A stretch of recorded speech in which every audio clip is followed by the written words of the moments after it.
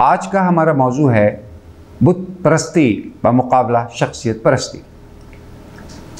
मुल्क अज़ीज़ पाकिस्तान को आज तक जिन आफात और बलाओं का सामना करना पड़ा, उनमें से एक बहुत बड़ी बला का नाम है शख्सियत परस्ती। आज तक हमने सड़कों पर, गलियों में, मोहल्लों में, हर जगह, घरों में यही सुना और यही देखा कि फ़लाँ आएगा, फ़लाँ जाएगा, फ़लाँ अच्छा है, फ़लाँ बुरा है, और तमाम लीडरान के बारे में मुख्तलिफ़ किस्म के आरा सुनते रहे।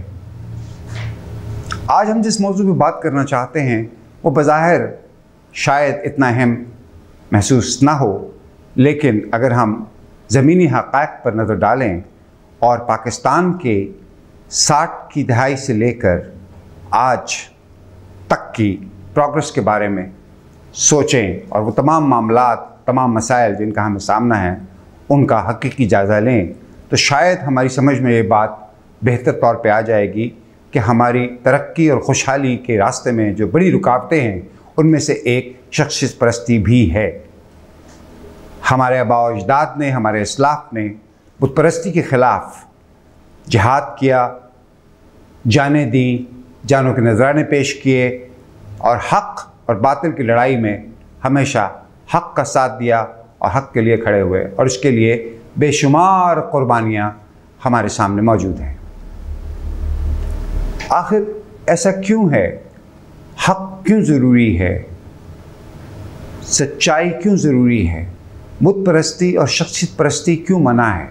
उसकी वजह यह है कि हम जब किसी से ज़रूरत से ज़्यादा तवक्कुआत लगाते हैं तो असल में हम अपने बारे में बिल्कुल सोचना छोड़ देते हैं और दूसरों के ज़ोर बाजू पर तकिया करना शुरू कर देते हैं।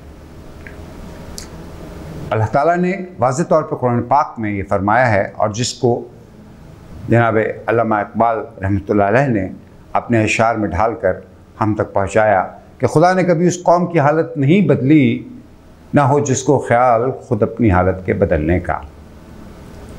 तो हमने क्योंकि अपनी हालत खुद बदलने पे इतनी तवज्जो नहीं दी।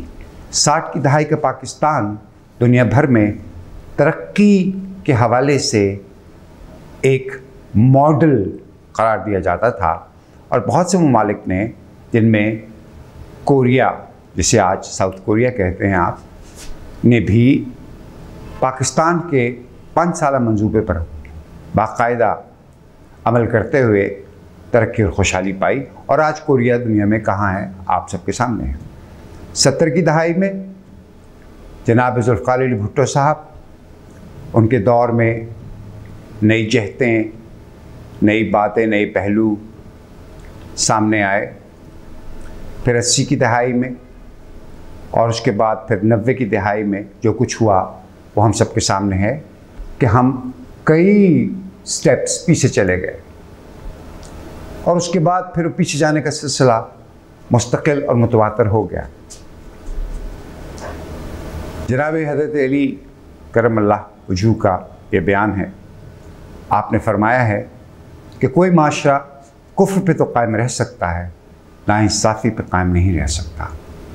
तो शख्सियत परस्ती से मुराद ये है कि हम किसी एक शख्सियत को अपना सब कुछ समझते हुए अंधाधुन उसकी तलक़ीद करते हुए उसके पीछे आंखें बंद करके भेड़ों की तरह चल पड़ते हैं, और आखिर में जब वो हमारी तक़वात पे पूरा नहीं उतरता तो हमें ना सिर्फ ये कि माशी, रूहानी और उसके साथ साथ अखलाकी झटका लगता है, हमारा मोरल भी डाउन हो जाता है बहैसियत कौम। मेरिट धज्जियाँ उड़ाई गई, इंसान की जान माल कोई हिफाजत नहीं, नौकरियां नापैद हैं, हर साल हज़ारों डॉक्टर और इंजीनियर निकल के आ रहे हैं मुख्तलिफ़ इदारों से, लेकिन जब वो बाहर आते हैं इतनी मेहनत के बाद तो या तो सिफारिश करवानी पड़ती है या रिश्वत देनी पड़ती है, और उसके बाद कहीं जाके उनको नौकरियां मिलती हैं, और उन नौकरियों को भी कोई भरोसा नहीं होता,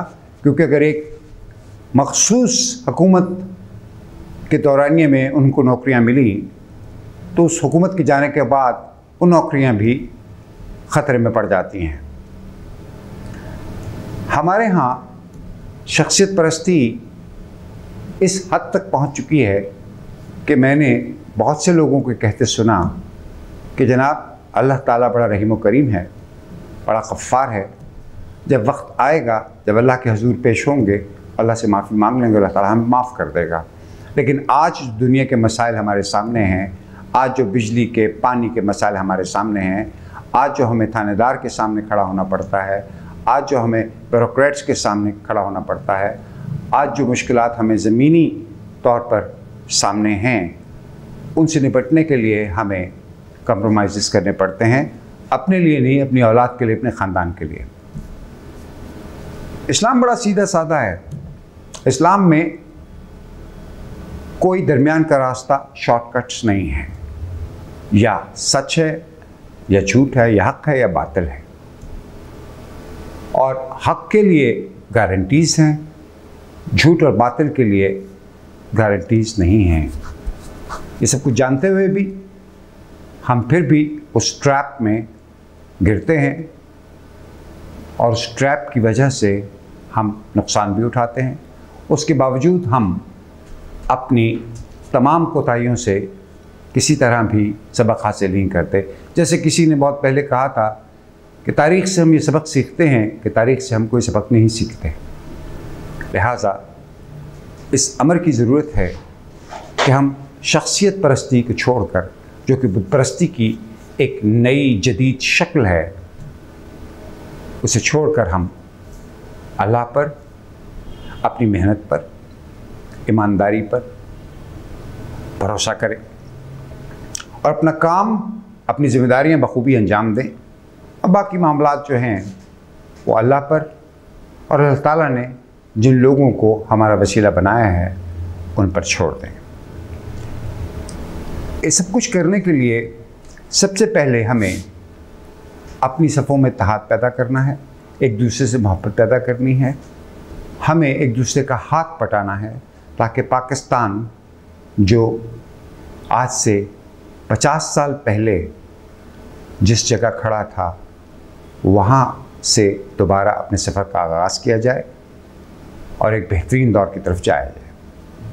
नाज़रीन किराम, किसी शायर ने बहुत खूब कहा है, आज की सूरत हाल के बारे में शख्सियत परस्ती बमुकाबला बुत परस्ती के हवाले से इससे ज़्यादा मौजू शेर शायद हमें कहीं और ना मिले कि वो बुतों ने डाले हैं वसवसे कि दिलों से खौफ खुदा गया, वो पड़ी हैं रोज़ क़यामतें ख़याल रोज़े जज़ा गया। अभी ही कैफियत 23 करोड़ पाकिस्तानियों की है कि रोज़े जज़ा का खौफ अपनी जगह, लेकिन रोज़े जज़ा के खौफ से ज़्यादा उन्हें उन ज़मीनी बुतों का खौफ है कि जो उनकी ज़िंदगियों को इंतहाई मुश्किल में डाल देते हैं।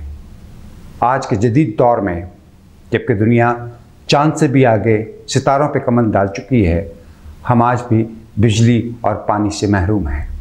हमारे बड़े बड़े शहर, हमारे देहात बिजली और पानी से महरूम हैं। ये क्यों है? प्लानिंग की कमी है। ये क्यों है? बेईमानी है। ये क्यों है?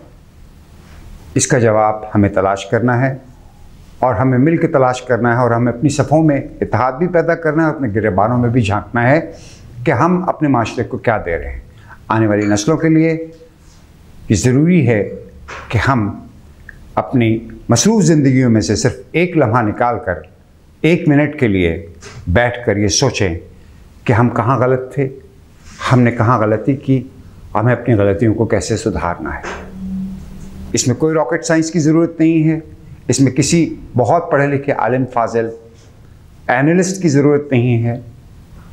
आप अपना मुआवजा खुद कर सकते हैं, हमें अपना मुआवजा खुद करना चाहिए, हमें बैठकर ये सोचना चाहिए, क्योंकि अब सिचुएशन नाउ और नेवर है। लिहाजा आज ही हमको इस बात पे अपने आप को तैयार करना है। अल्लाह ताला आपका हामी नासिर हो।